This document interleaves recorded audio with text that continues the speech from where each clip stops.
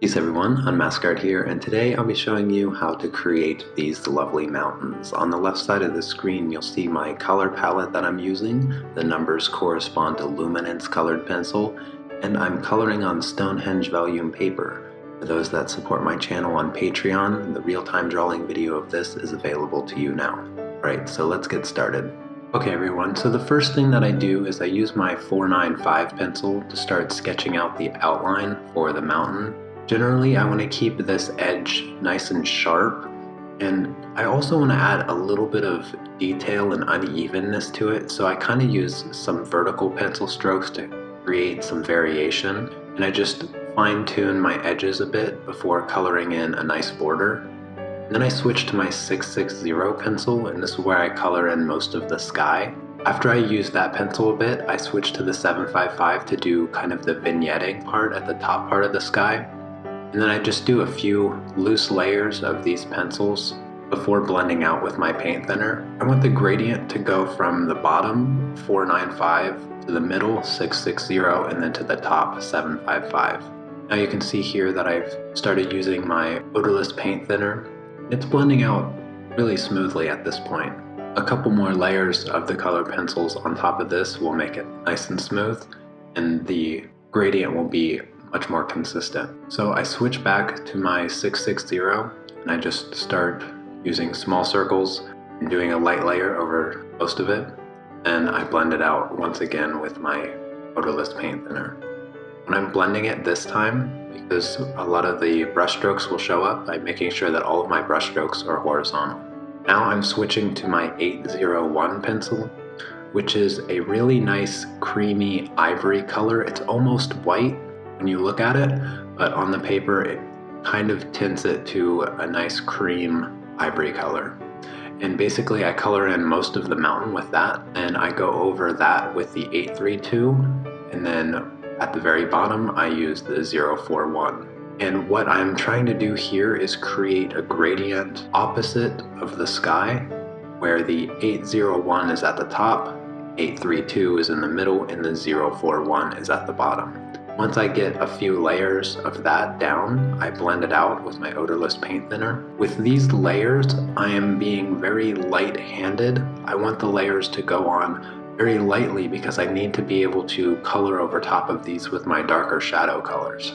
After that, I switch it back again and use a little bit more of the 041, and then the 832, and then again at the top I use some of the 801. I'm using small circular pencil strokes, but still very light-handed. I want the paper to be covered, but I don't want it to be burnished because, like I said, I need to be able to continue to put layers on top of this to create the texture and shadows of the mountain. After I blend that out and brush it off, I switch to my 850 pencil.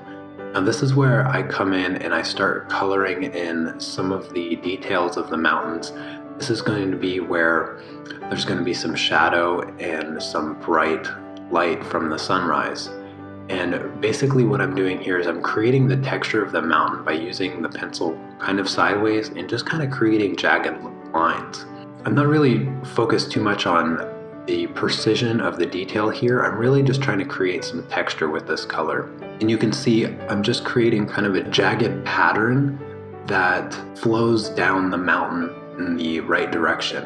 So my pencil strokes are in that direction that's coming down the mountain, and that helps create those vertical textured lines. And I just do that over mostly the left side of the mountain to create those highlighted areas of where the sun is coming in, but there's no snow. The really light parts are supposed to be snow. The next thing I do is I do the same technique over top of those orange parts with the 065, and then I put in a bit more detail on the right side of the mountain, and then I use my 407 to add a bit more texture and a bit more contrast in those orange areas. And similar to how I've been working with the gradient from going light to dark from top to bottom, in these same textured areas I'm doing that same thing. So at the top of these kind of orange parts, I try to keep it the 850, in the middle is the 065, and at the bottom is the 407. And you can see it kind of is a gradient where it's darker at the bottom and then lighter at the top. Next thing I do is I switch to my 159 pencil, and this is what's going to create the shadows, the darker shadows on the left side of the mountain where the sun is not yet hitting. And I just go through and kind of pick the spots that I think would be facing west and coloring it in. And then I do a little bit on the right side where it's just going to be kind of blended in and a bit lighter. Then I go through with my paint thinner and blend it out. I'm being pretty loose with my blending here. I'm not trying to keep anything real sharp at this point because I'm going to go through and add a bit more detail.